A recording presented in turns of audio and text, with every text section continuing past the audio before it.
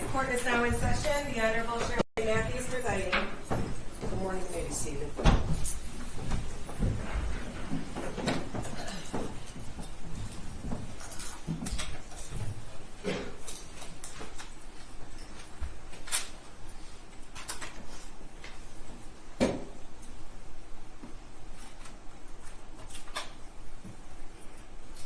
Your Honor, calling People v. Jennifer Crumbley, case number 222799990, FH. Good morning.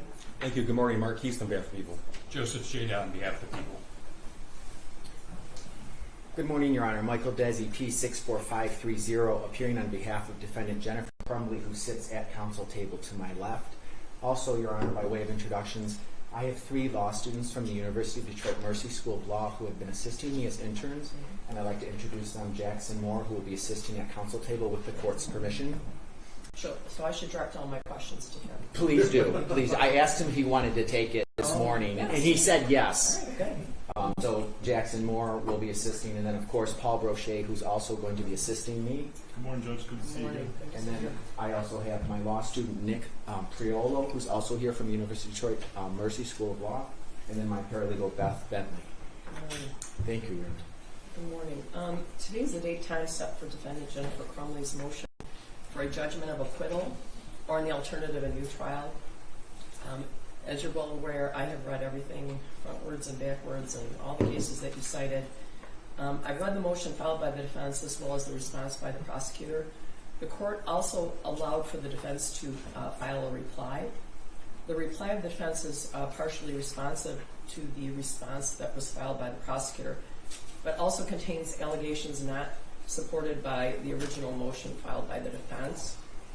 The reply references a public relations firm allegedly hired by the prosecutor, as well as media outlets shadowing trial preparation at the prosecutor's office. Any argument about PR firms or alleged gag order violations aren't the subject of the motion filed and aren't relevant to the motion filed. Although these topics are undoubtedly of great interest to my long-term friends who are from the press and may have some future potential relevance, they do not help me decide this motion. Therefore, I don't want oral arguments on these topics. I am, however, very, very interested in hearing arguments about the proffer.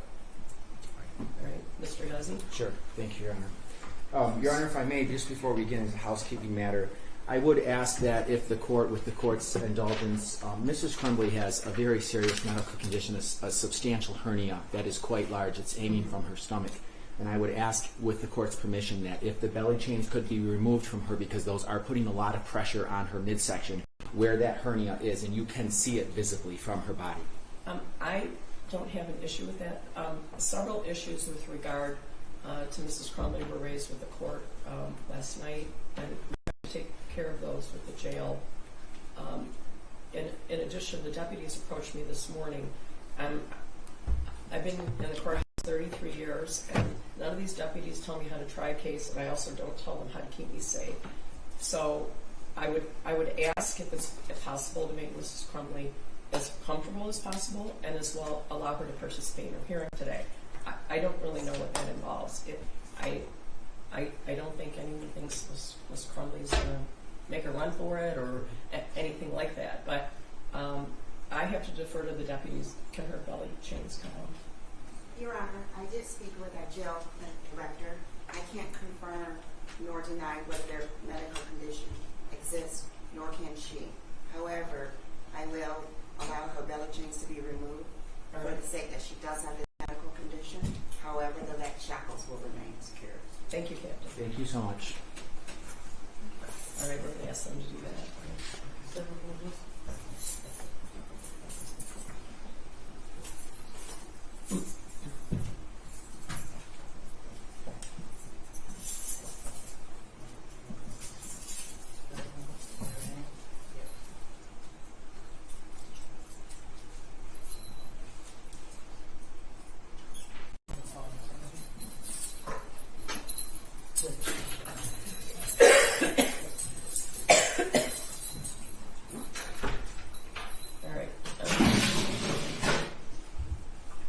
Mr. Desi, the court is likely in agreement with you that there's been a discovery violation pursuant to MCR 6.201. I guess my real question is, what's the remedy? Sure. All right. Well, if Your Honor is inclined to, if you're agreeing with my position. Well, I said likely, you know. Okay. Well, I guess what My I'm. job's to have an open mind, right? Sure. Well, the reason I'm asking is because the prosecution has made arguments that the proffer agreements were not cooperation agreements, did not confer any sort of immunity, and did not require or offer anything in exchange for these witnesses' testimony. I believe each of those assertions are false, and if the court would like, I would like to walk through the language of the proffer agreement to the extent that the court would like to hear that. Sure. That's what I'm interested in. In the 9-page opinion we issued yesterday, I think we discarded some issues that we already felt strongly about after spending an incredible amount of time analyzing them. But I am concerned about the proffer. Sure, I understand, and I know it's not something that I've dealt with a lot before. So. Sure. If we could put the screen up, I'd like to show the proffer agreements. That way it would be a little easier for me to walk through the language. Okay. And I'm going to ask Mr. Moore to put up Defendant's Exhibit A, which is one of the proffer agreements. And, Your Honor, just for the record, the two proffer agreements are identical, so it doesn't matter if we show one or the other. They're the same, all right? They have First, Mr. Ejak and Mr. Hopkins. That's correct, for the two school officials. So, all right, just reading from the prosecution's brief, this is their response brief on page 3. This is what the prosecution says. Nowhere is in the agreements is there a grant of immunity or other agreement for testimony. They say there's no consideration in exchange for testimony, and the prosecution also says that it is a gross mischaracterization of the proffer agreements to call them cooperation agreements. So let's just start first by looking at the proffer agreement, just so we can be clear about what the facts are. This is section 2 of the proffer agreement, and it clearly tells us that the purpose of the proffer agreement is to receive truthful information from your client, including information about possible criminal activity by your client and others, to evaluate your client's credibility as a source of information and potential witness. So as soon as the prosecution tells us that this proffer agreement has no effect and was not offered in exchange for any testimony, and it didn't even seek out testimony from them as witnesses, the proffer agreement directly contradicts that by virtue of the language that we can see right there in paragraph 2. So that would be the first thing I would say is the proffer agreement makes clear that it is for the point of evaluating the testimony for these witnesses. Whether or not they were going to call them as a witness. Of course, yes. So do you agree that they could have taken a stand? Mr. Ejak and Mr. Hopkins both could have taken the fifth. Absolutely, Your Honor. And violated the order. They could. Well, yes. And more importantly, now we're jumping a little bit forward to the issue of materiality. But as to the materiality, which we'll get to, the prosecution could not have secured the assistance of these witnesses, period, without the proffer agreements, because these individuals, by their able-bodied counsels, sought out and negotiated these proffer agreements so that they could go in with some assurance or protection that whatever they said couldn't be used against them. Use immunity. That's exactly correct, Your Honor. If Mr. Moore can move down on this. So the prosecution has continued to say the agreement doesn't confer any sort of immunity. I mean, it is completely puzzling how they could make that assertion, because right here in 6A paragraph, it says this office will not offer any proffer statement made by you or your client in this office's case in chief in any criminal prosecution of your client. What does that mean? It means that those school officials who sat down with the prosecutor's office could say anything they wanted to in that room, knowing whatever they said could not be used against them at any later time. That is a grant of use immunity. Only if it was true. Only if it was true. You're correct, Your Honor. Only if it was true. If they lied, that's wrong. Right? That's correct. If they lied, then it doesn't. But the point I'm making is the prosecution has gone to great lengths to, in my opinion, gaslight us to tell us this isn't immunity. This is use immunity. I attached to my reply brief, Your Honor, a DOJ manual, a prosecution manual by the Department of Justice that describes in detail what these use immunity agreements are and proffer agreements. In federal court, we call them castigar letters with a K. In state court and federal court, we see them called proffer agreements. You've also heard them perhaps referred to as queen for a day letters. Okay, I don't know where that came from. I don't know who coined the phrase queen for a day. I Googled it. Now I don't remember. Well, I Googled gaslight, Your Honor. So I want to talk It's a about movie from 1944. That's correct. It was a movie from 1944, Your Honor. And in that movie, if I could, and I just please if you could indulge me for just a minute. In the movie, a husband married a woman who's had a famous aunt who had a Wait, that was a Betty Davis? I don't think it was Betty Davis. The wife's name in the movie was Paula. But the man married Paula because her aunt had lost jewels. And he wanted to get the lost jewels. He was trying to find her lost jewels. So he married this woman, Paula, so he could try to figure out what happened to the aunt's lost jewels. After they got married, he was searching around the house, creeping around like a cat. He was in the attic and he was walking.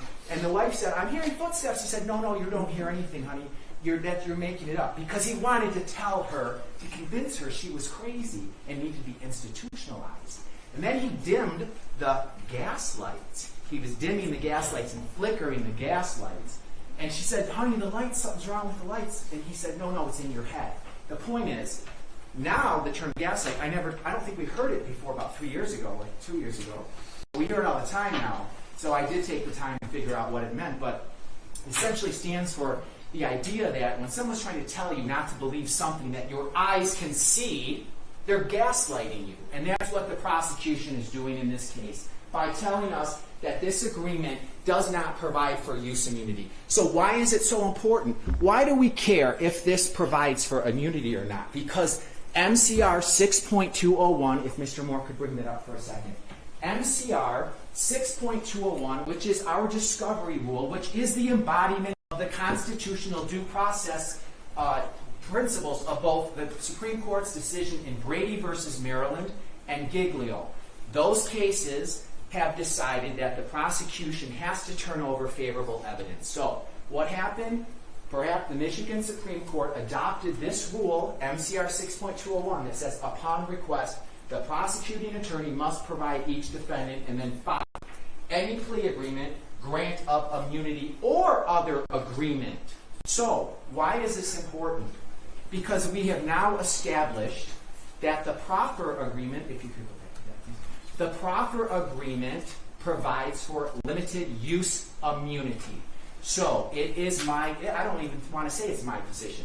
It's clear in the black letter of the rule that they had a duty to produce those proffer agreements upon request of counsel. Was there a request by counsel, Your Honor? Yes, there was. Mr. Jackson, could you put the request up, please?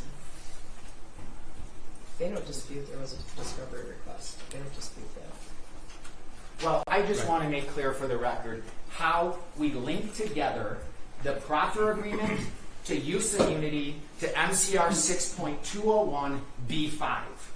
So, here is Ms. Shannon Smith's written formal discovery seeking all discovery pursuant to MCR 6.201. So, what does that tell us? Where are we now? We know that they offered use immunity to these 2 witnesses. We know that there was a formal request for that discovery, and we know that the prosecution failed to produce those agreements either before or any time during the trial. They came out after, and that was due to, I guess, some public reporting by the Free Press. I believe it was Ms. Ballas' article who first disclosed the existence of the proffer agreement. So, if we could go back to the proffer agreement, please. That's Exhibit A. So we now know that the proffer agreement actually provides for immunity. If we can move down to 7. It tells us how they can, the cross-examination and rebuttal of inconsistencies. This office may use your client's proffer statement in any proceeding to cross-examine your client. Why is that important? Again, because the prosecution is arguing that this proffer agreement did not provide for any assurances and that it didn't even contemplate that these school officials would testify as witnesses. That, Your Honor, respectfully, is gaslighting, because we can see what the proffer agreement says. I don't think they said that. Well, I respectfully disagree. They say right here, there's no promises of favorable consideration. Your client's not entitled to any consideration regarding the charges. It's a gross mischaracterization of the proffer agreements to call them cooperation agreements. They actually do say cooperation agreement. It says cooperation in here. And It doesn't require them to testify. They could still have not testified. That's They correct. refused to testify. That's right? correct. They could have not. But here's the point. Here's how they brought these witnesses to the table, to get them into court and to sit in that box to testify. But for the proffer agreements, those individuals could have asserted their Fifth Amendment. And as Your Honor knows, because you said it several times during the trial when there was a dispute about Ms. Crumbley's son testifying, and you told the defense, you're not going to put him up here so he can assert the Fifth Amendment, which is the law in Michigan and always has been. And of course, Your Honor is aware of that because you already made that ruling. The same thing applies here. The prosecution couldn't have brought these witnesses in to testify if they were going to assert the Fifth Amendment.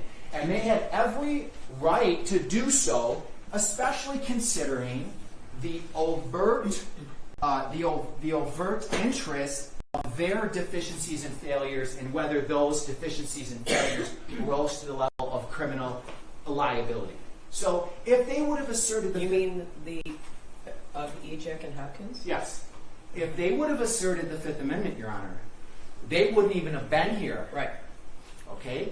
And without them, we wouldn't have had any of this testimony about this meeting, this key meeting that this whole case was about, a couple hours before the shooting started, the meeting at the school. There would have, it's not that there would have been no testimony. There would have been no testimony about what specifically was said at the meeting. That's correct. The meeting was 12 minutes long. So there's a video of Mr. and Mrs. Crumbley coming in. There are numerous texts and emails showing that Ms. Crumbley got the picture, that defendant James Crumbley got the picture, and Mrs. Crumbley showed the picture to someone she worked with. There's videotapes that show that Mr. and Mrs. Crumbley were at the school for a total of 12 minutes, and then they left without their son. Sure. Right? So That's there would be correct. testimony about whether or not, from Ejek and Hopkins, about whether or not they were asked to take him home, whether or not there was a discussion about checking the backpack, anything like that, right? It wouldn't have come in. There would have been a hole in the testimony. That's right. But there would have been other testimony that supported the fact that the meeting happened, that the meeting was brought about by that disturbing picture, texts back and forth from Mr. and Mrs. Crumbley to Mrs. Crumbley's friend. There was a lot of evidence surrounding that meeting. There was a but, Your Honor, most importantly, the school officials offered testimony, very specific testimony about their subjective descriptions about Mrs. Crumbley's actions during the meeting. That could not have come from anywhere else, and that is, in my opinion, thank you, Your Honor. I like when judges say they agree with me. I know, it really does something for you, doesn't it? It really doesn't, only if at the end of the day it means something. But I have read everything 1,000 times, believe me, and I can't unremember these trials. I believe and understand you, Your Honor. But the point I'm making is, it's not cumulative. So, for instance, in the Chanel case, the People versus Chanel, the 2014 Michigan Supreme Court case. That's the MAC date, right? Chanel 495, Michigan 142. That's correct. So, assuming for the sake of argument, I haven't heard from the prosecutor yet today, assuming for the sake of argument that I agree with you that the prosecutor violated the rules of discovery, right? Yeah. I need to know what you say the remedy is. Well, I agree that credibility is always at issue. If I had $1 for every time I said that, I could retire right now. Credibility is always at issue, and it's clear that the statements of Mr. Ejek and Mr. Hopkins would potentially be used in charging decisions with regard to them. That's clear. But if you go further and reach Chanel, the difficulty is for the court to find there's a Brady violation, I would need to find not only that the prosecution suppressed the evidence and that it was favorable to the accused, but viewed in its totality, its material. right? Yep. And it's material, it's exculpatory or impeaching.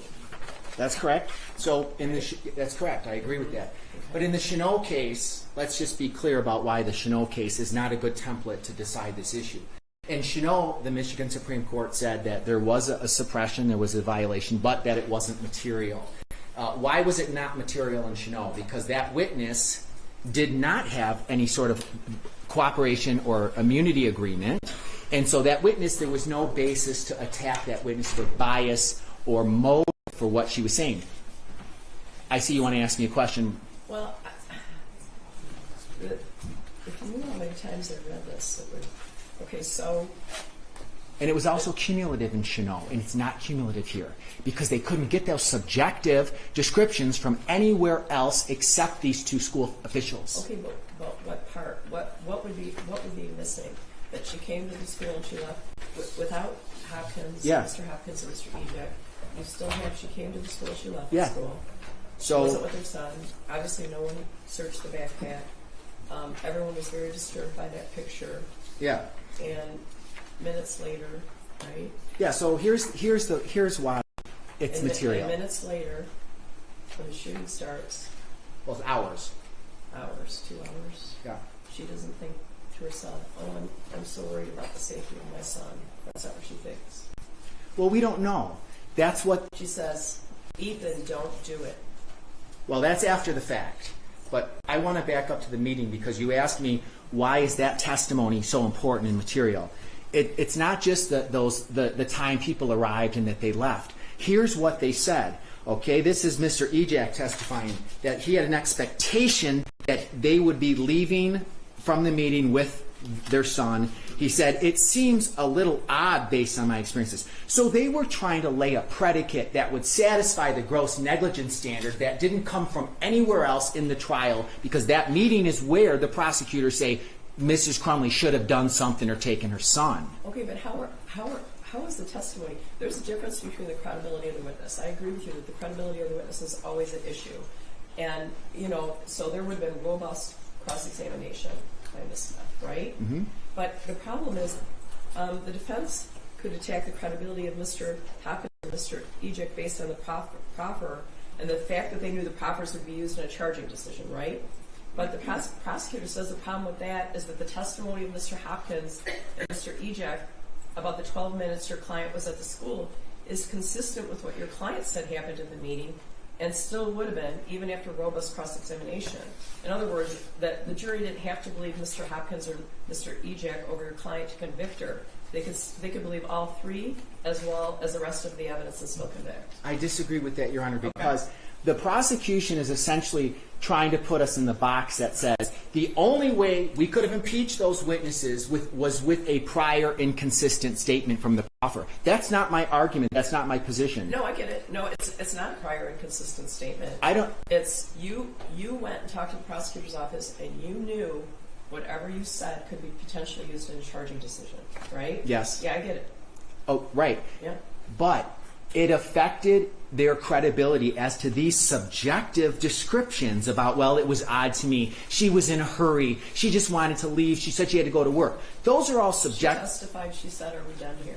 No, she testified, Your Honor. I'm sorry to respectfully, just to correct the court. Mrs. Crumbley testified No, that. the transcript, by the way.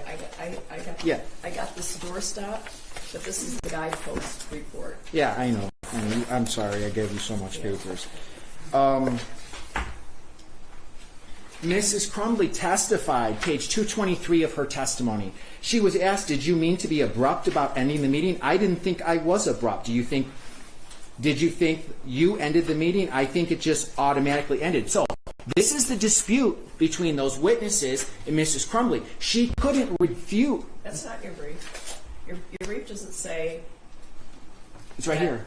that if we knew about the proffer, the testimony would have been vastly different. Well, actually, to be honest, Your Honor, I think without the proffers, if they wouldn't have secured the proffers, if those witnesses would have asserted the Fifth Amendment and they hadn't testified at all, Mrs. Crumbley wouldn't even have needed to testify because she wouldn't even have needed to try to rebut these subjective descriptions from the She witnesses. wasn't called to rebut them. Well, I disagree, Your Honor. I think she was called humanizer. Well, perhaps, but there's a twin purpose of it because Miss Smith, trial counsel, certainly asked, well, did you mean to be abrupt? She says, I don't think I was abrupt. Why is that important? Okay, but you're arguing that she couldn't have been convicted without Ejak and Hopkins. Yeah, I believe she could not have been convicted without Ejak and Hopkins. That meeting was key. Let's not forget, the prosecution's theory is that Mrs. Crumbley should have and could have done something at that meeting, and so they portrayed that meeting in a certain light, which was she was uninterested, she was in a hurry, she had to get back to work, she didn't seem to, it was very odd to me. We had other meetings before, but this one was odd, this one was different. Those are subjective descriptions that they can't run from that, and how could the defense contest that? I don't believe Miss Crumbley could have been convicted without the testimony of Ejak and Hopkins, because that meeting was the linchpin of the gross negligence insofar as the prosecution's theory was she should have done something then. Okay, wasn't the linchpin of the conviction the fact that there was that picture, it was sent to her, there's things all over Facebook about the gun that he got for Christmas. I don't disagree that some of those things. Don't get caught looking for bullets on your phone. Your Honor, I believe that those things in part could contribute, but we cannot now parse out after the fact the import of those two individuals' testimony juxtaposed against the other things that Your Honor is pointing out. So why would they have called those witnesses? What was the reason? Let's just think about it for a second. What was the reason for calling these witnesses to begin with? Because they could not establish the basis of what happened in that meeting in order to then say to the jury, she could have taken them at the meeting, she could have went and got counseling, and we already know, and Your Honor knows, they did not require the parents to take their son. They said, no, he can stay in school. Okay, but how does that matter? Any parent could pick up your child at any time, right? How does that matter?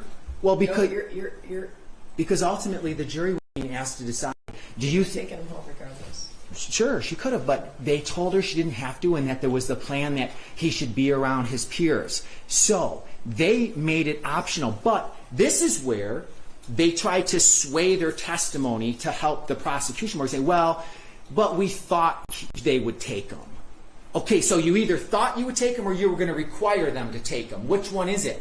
And it's my argument, Your Honor, that the prosecution was unhappy with what some of the statements of those witnesses. So they got up on redirect to try to bolster them and say, well, what did you think was going to happen? Well, I thought they were going to take him. It was my expectation. That's substantively different. So the reason they called him was because they wanted the jury to hear this moment in time, 2 hours before the shooting. They wanted to focus on what the Crumbleys could have done, and what they ended up saying was, well, we thought they should take him, and it was odd, and she ended it abruptly. She didn't hug her son. Did they hug her son? No, she didn't hug her son. Those are subjective descriptions that wouldn't have come in from anywhere else. The jury was left thinking, well, these two school officials are noble and selfless, and they're just here to tell us what happened, without knowing that they were under the threat of prosecution. Let's not forget, the prosecution... They were still under the threat of prosecution. Sure. Part of the problem is, in your brief, is you assume that, or think that if Mr. Ejak and Mr. Hopkins were charged, then that exculpates your client. All four of them could have been charged. Yeah. In theory. Sure. In theory. Sure. And a jury also could have said, well, if these guys are facing criminal prosecution, then we should be thinking more about what their failures were, and maybe it wasn't that she was grossly negligent. They didn't know that. So back to my point, the school officials could come in and look noble and say, oh, we're just doing this. And, Your Honor, just to remind the court, the prosecutor announced the date after James's verdict that they wouldn't charge the school officials. So why is that important? Because they dangled that carrot over those witnesses to get them to cooperate and to come in. They were probably never going to charge them. I agree. I agree they were never. I agree they were never going to charge them, but they had to keep that in place until after the trial. They had to keep that threat of prosecution in place until after the second trial and they obtained their guilty verdict. You don't like that? I don't know. Well, I think they had their hands full with the 2 trials that we did. If this isn't materiality, I don't know what could be materiality. And the Chanel case, the suppressed video statement, the suppressed witness statements, as the Supreme Court said, a couple of things that are markedly distinguishable from this case, Your Honor. One, they said it was cumulative. This isn't cumulative, as I've already described to the court. What they said about their subjective descriptions was not cumulative of anything else. That's number one. So it wasn't cumulative. Number two, in the Chanel case, they said, well, there were only minor inconsistencies, nothing substantial between the statements of the witness and the recorded statements that were not produced. So fine, they had marginal value. As Your Honor said, well, their proffer statements weren't really inconsistent. I agree with that. The proffer statements weren't inconsistent, but that only assumes the only way to impeach the witness is by a prior inconsistent statement. That's simply not true. You can also impeach the witness by motive and bias, and that's what the purpose was. I agree. So let's not accept the idea that if the proffer statements themselves were not inconsistent with the trial testimony, there's nothing to be done here. That's false. That is an incorrect assumption because it has nothing to say about the actual motive and bias of those witnesses, which was absent in the Chanel case because that witness didn't have any proffer agreement or cooperation agreement. All right, what else? What else? They wouldn't have testified without the proffers. So back to the point. Okay, but And then they wouldn't have had that description, the damaging testimony. She was in a hurry. She didn't care. She wanted to get to work. They have a video. But not of what was said. We don't have a video of those. Those were subjective descriptions. It couldn't have come from anywhere else except the witnesses. What specifically? That's a very small part of the evidence presented. Oh, I don't think it's... What happened that day. Well, but that's the key evidence. It's the last interaction between the parents and the school officials and the son. Why is that the key evidence? Because when they argued... She goes to the school and she leaves the school. Her and Mr. Crumbley. Because they said it seemed a little odd based on my experience. That's page 45 of EJAC's testimony. Okay. Typically, he says, he's trying to help the prosecution. Typically, parents follow the direction. He says, I did think it was strange they didn't take their son out. That's page 71. The expectation, my expectation was that he would be leaving with his parents. Those are all subjective descriptions that only could have come from those witnesses. That your Honors, your point is, well, we know what time they got there. We know what time he left. Sure, we know there was a meeting. We know what happened before that, and we know what happened after that. But the prosecution's theory was, in closing, they were at the meeting and they could have taken these steps at that time, but they weren't interested. They were in a hurry. She wanted to go back to work.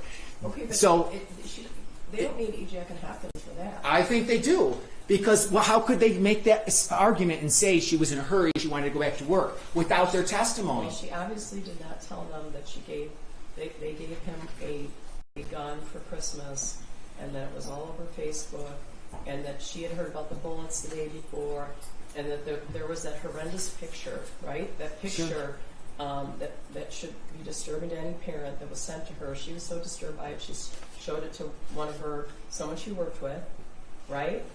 And then she goes there, and did EJAC and Hopkins check the backpack? No. But she didn't check the backpack either, right? She didn't check the backpack either. Well, as we know from at least the Guidepost report, the Guidepost investigation found that they should have checked the backpack. Don't be hurt when I tell you we didn't read it. I won't be hurt because it's not relevant to it is 560 pages. It's not relevant to these proceedings. And sadly, I know most of what's in there firsthand. It may not be relevant other than to show the context that these individuals were facing. If the parents were grossly negligent, then the school officials could have been grossly negligent. Probably. And the jury could have decided where they wanted to place that amount of blame, whether to reach guilty on the gross negligence. That's like a comparative negligence civil theory or something. No, Your Honor, it's okay, do you think that you were going to tell the jury, okay, these three all messed up, pick one? The standard is beyond reasonable doubt, Your Honor. I don't need to tell you that. I know you know. That's all they needed to do was create some doubt, and they shored up any doubt that may have existed by virtue of bringing in those two schools. Like, I mean, I feel like what I'm hearing from the court is that this meeting was inconsequential, and I'm reading this. It wasn't inconsequential, but you're telling me that if there wasn't testimony about what happened at the meeting, or if their credibility was in doubt, which it would have been, their credibility would have been in doubt based on this property. You're telling me that if all that happened in the meeting was not presented to the jury, your client wouldn't have been convicted. That's what you're telling me, and I think that's a big leap. Well, hold on, Your Honor. Let's back up. The Cheneau case in the Michigan Supreme Court, they make clear, I don't have to prove to you that we would have won an acquittal. I only have to prove there's a reasonable probability that the outcome could have been different. And then Justice McCormick goes on to write what that means, and it means that there's a lack of confidence now, because looking back, we have to say, and Your Honor's pointing out this. Fine, that's fine. We have all these things. But how can you take out that damning testimony from those two individuals, their subjective damning testimony about what they say, oh, she's in a hurry, she doesn't, this was odd, this was unlike other meetings. That's damaging testimony. So you might be ready to say, well, you had 8 other pieces of evidence, and you're telling me, Mr. Desi, you want to remove the 2 pieces, but isn't 8 enough? No, it's not a sufficiency of the evidence standard. Whether it undermines the confidence of the outcome. It absolutely undermines the confidence of the outcome, because they could not have received that testimony of that nature from anybody other than those school officials. But this is, and I know I've said it a few times, and you're probably going to tell me to stop saying it, these were these were highly subjective descriptions of what they believed was Mrs. Crumbley's mindset. And that is what the jury heard, with it being unchallenged by the fact that they were highly incentivized to say that to help the prosecution. As we know, soon as they were highly incentivized to not get charged, right? Yeah, absolutely. So, look, we all know how this works. When you have an situation like this, these witnesses are going to do what they need to do. They're going to say, oh, I think they want me to be a little bit more helpful. I think they want me to establish this fact a little better. So I'm back to, there's no evidence contradicting what they said, and your client's testimony matches what they said. I don't agree it matches, because... Well, you didn't tell me you agreed with it match. Well, I'm telling you right now, it's on page 220. I don't have the transcript of the trial. It's in my brain permanently, but I have it if you like it. Your Honor, my brief was 35 pages long. The court roll's only 20 pages. I mean, can I tell you something? My brief was actually closer to 45 pages at first. It wasn't a brief. Yeah, it's a oxymoron, isn't it? I'm not looking for praise for my brief. What I'm telling you is, this, now that we've drilled down on this issue of how it could have been contested, right here, Mrs.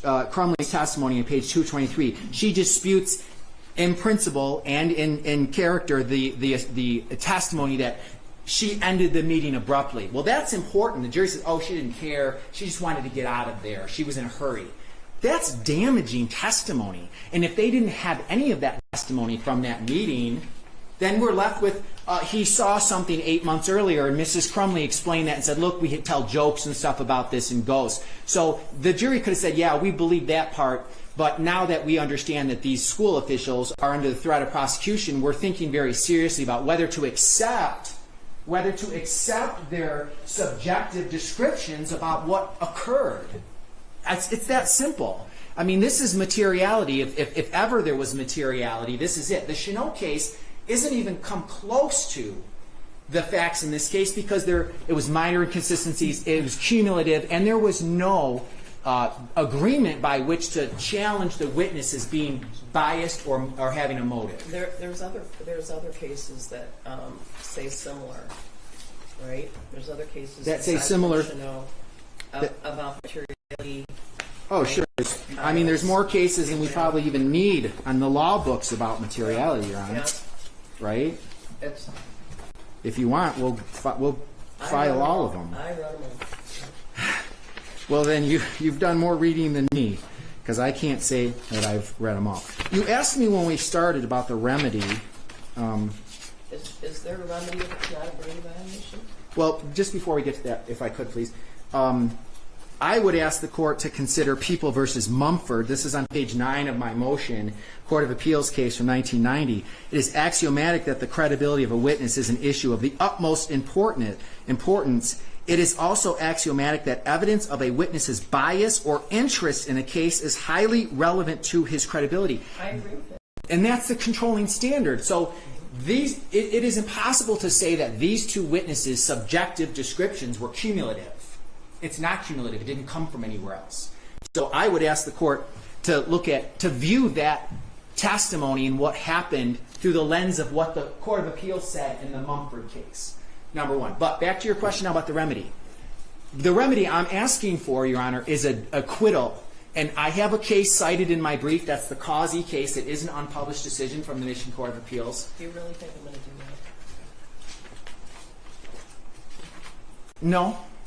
Okay. But I want you to, because I think you should, and I think the most important reason why I think that you should is because the violation of the discovery rule in this case was intentional. This wasn't an oversight. In Cheneau, it was an oversight, Your Honor, right?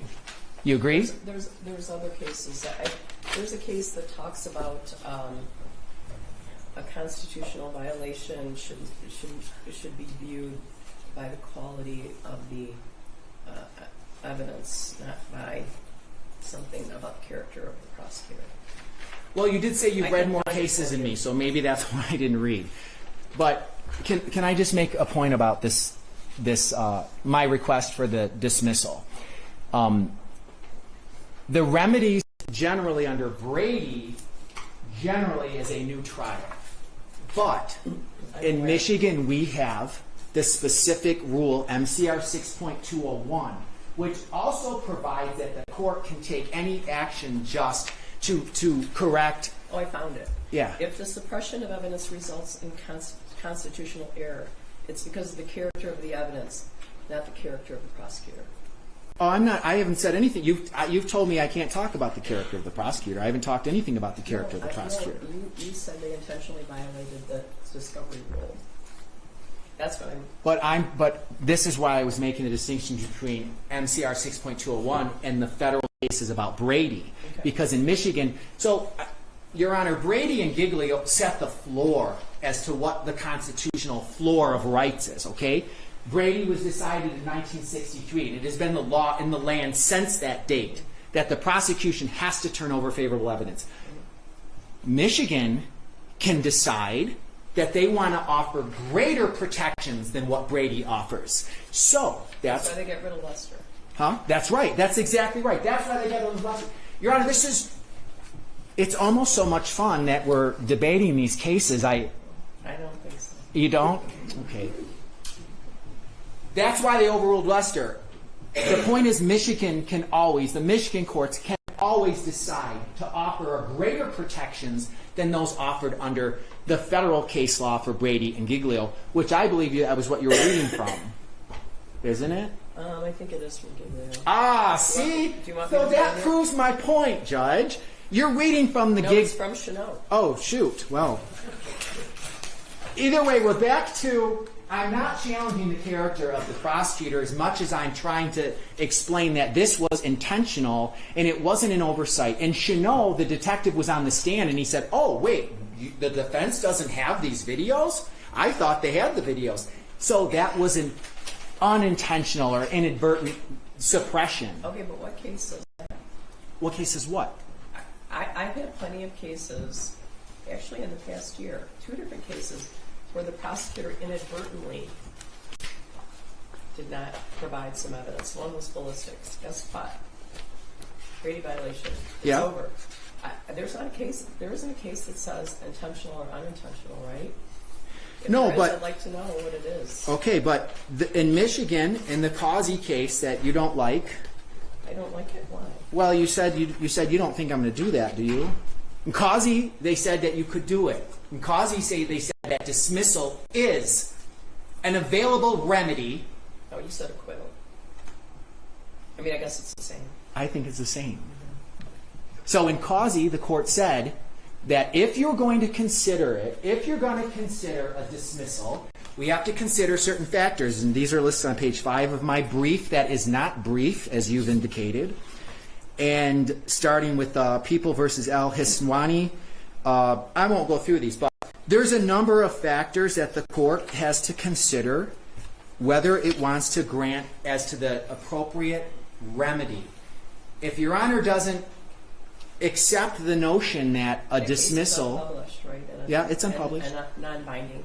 Yeah, you're right about that. We're all going to agree on that too, Your Honor. It's one thing before we leave here, that will be something we agree on. But these cases, and Leo is also cited in my brief, People versus Leo on page 6, same thing.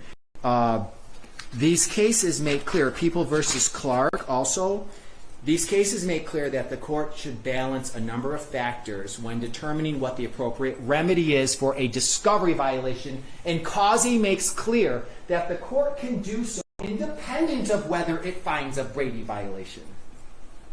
Causey says, you know what, we don't have to concern ourselves with finding a technical violation of Brady because in Michigan law we can rely on MCR 6.201 to offer an additional remedy above the floor that's offered by Brady and Giglio. You like it? You don't like it? I'm gonna read it more thoroughly. Okay. Would you like to hear anything else from me about the materiality and the proffer Not at agreements? the moment. If I think of it, I'll let you know. Okay. All right. Thank you, Your Honor. Oh, and you never did grant my motion to exceed that 20-page limit, although you told me my brief was... I stopped reading it. Oh, my. Well, then, I'm in trouble if you start reading. But if we could, just for housekeeping purposes, at some point, make clear that the motion has been accepted.